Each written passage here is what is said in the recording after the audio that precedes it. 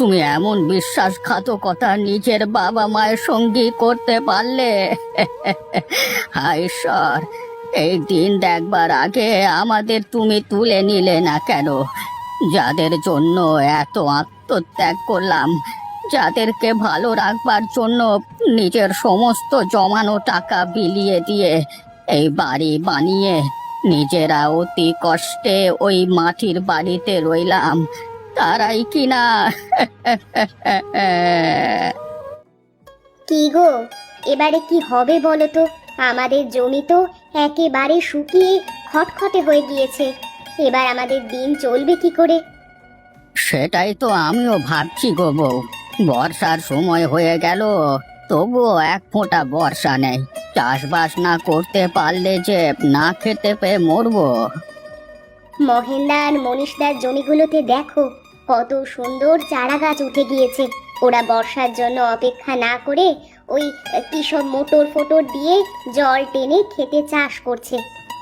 কিন্তু আমাদের তো সেই সামর্থ্য নেই বউ যে আমরা মোটর ভাড়া করে এনে আমাদের খেতে জল দেব। আমাদের তো সেই পয়সাটুকুও নেই। হ্যাঁ, সেটাই। আচ্ছা, লক্ষ্মীকান্তের কাছ থেকে কিছু টাকা চাইলে হয় না? ও তো আমাদের ছেলে। এই অসহায় অবস্থায় ও কি আমাদের পাশে দাঁড়াবে না? সেটা কি তোমার মনে হয় বউ? যার দুটো ছেলে কলকাতায় এত বড় বড় জায়গায় কাজ করে, তারা যদি সাহায্যের হাত বাড়িয়ে দিত, তাহলে কি আজ তাদের বৃদ্ধ বাবা মাকে এই মাঠে ঘাটে কাজ করে জীবন নির্বাহ করতে হতো? তুমি এখন ওদের চিনতে পারলে না গো বউ? ওরা মতলব ছাড়া কিচ্ছু বোঝে না গো বউ, কিচ্ছু বোঝে না। তবুও একবার বলেই দেখি না। তোমায় কিছু বলতে হবে না, আমি না হয় গিয়ে ওদের বলবো। দরকার পড়লে ওদের কাছে না হয় ভিক্ষাই করব। কিন্তু আমাদের তো বাঁচতে হবে বলো। যতদিন না প্রাণ বেরিয়ে যাচ্ছে, ততদিন তো কিছু একটা করে পেট চালাতে হবে। কিন্তু কোনো কিন্তু নয়, তুমি চলো। ওদের যা বলার আমি বলবো। চলো, বাড়ি ফিরে যাই।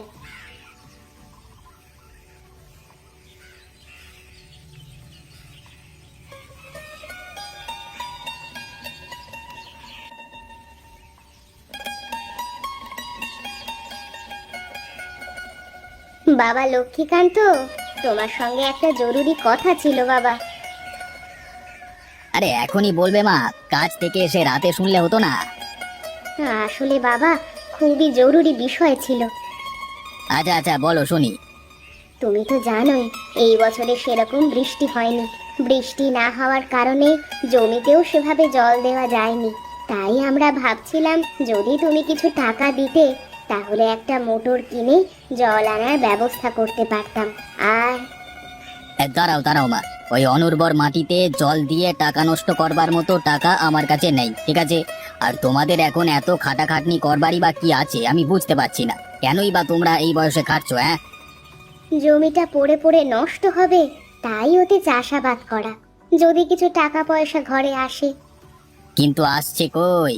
উল্টে তুমি এখন আমার কাছে টাকা চাইতে এসেছো ওই জমিকে জল দিয়ে উর্বর বানানোর জন্য। এসবের দরকার নাই মা, তার চেয়ে বরং ওই জমিটা তোমরা বিক্রি করে দাও। কিছু টাকা এখনো পাওয়া যেতেই পারে, কিন্তু ওর পেছনে খরচ করবার মতো ফালতু টাকা আমার কাছে নাই, ঠিক আছে? এসব বিরক্তকর কথাবার্তা বলো না সকালবেলায়, যত সব।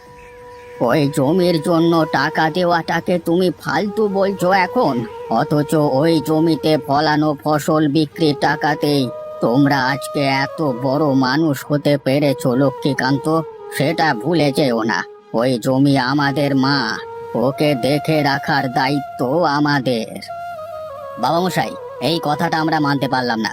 ওই জমির জন্য আমরা এত বড় মানুষ হইনি, হয়েছি নিজেদের যোগ্যতায়, নিজেদের পরিশ্রমে। সুতরাং আমাদের বড় হওয়ার পেছনে না তোমাদের হাত রয়েছে, না ওই অনুর্বর হয়ে যাওয়া জমির হাত রয়েছে, যত সব। কে বললে লক্ষ্মীকান্ত? তোমাদের বড় হওয়ার পেছনে আমাদের হাত নেই, ওই জমির অবদান নেই? এ কথা তুমি বলতে পারলে? আমাদের পরিশ্রম, তোমাদেরকে একটু একটু করে বড় করে তোলা, তোমার মায়ের রাতের পর রাত জেগে থাকা, নিজেরা আধ পেটা খাবার খেয়ে তোমাদেরকে ভরপেট খাইয়ে রাখা, নিজেরা অশিক্ষিত হয়ে তোমাদের শিক্ষিত করেছি, ওই ফসল বিক্রি থেকে জমানো টাকা দিয়ে তোমাদের জন্য এই বাড়ি তৈরি করেছি। নিজেরা গরিব ভিখারির মতো আগের মাটির বাড়িতেই আমরা থাকি। কোনো মূল্য নেই এসব কিছুর তোমাদের কাছে। আর ওই জমিটা না থাকলে কোনো দিন তোমাদের পড়াশুনো করাতে পারতাম, আর তোমরা এরকম প্রতিদান দিচ্ছ।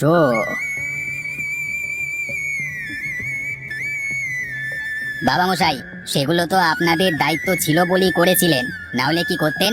যদি দায়িত্ব পালন করে তার প্রতিদান নেওয়ার ইচ্ছেই ছিল, তাহলে আমাদের জন্ম দিলেনই বা কেন? আর আমাদের জন্য করলেনই বা কেন?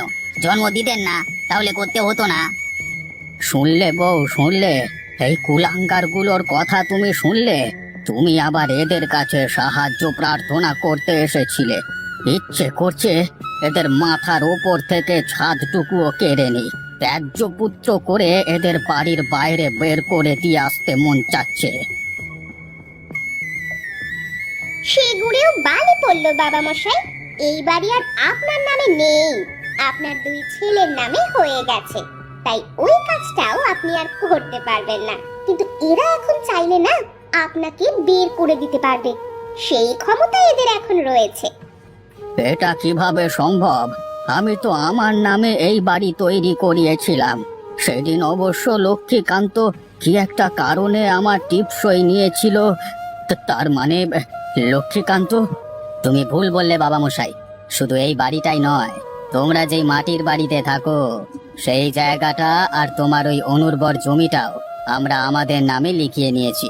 কিন্তু আমরা কুসন্তান নই, তাই তোমাদের ইচ্ছে হলে তোমরা ওই বাড়িতে যতদিন পারো থাকতে পারো, নিজেদের মতো নিজেরা জীবন যাপন করতে পারো, কিন্তু আমাদের থেকে কোনো কিছু আশা করো না আর, ঠিক আছে? চমৎকার, ভালোই করেছো বাবা, ভালো থেকো। আর ভেবে নিও, আজ থেকে তোমাদের মা আর বাবা দুজনেই মৃত। এই বিশ্বাসঘাতকের বাড়িতে আর যেই থাক, আমি থাকবো না। চলে এসো বউ।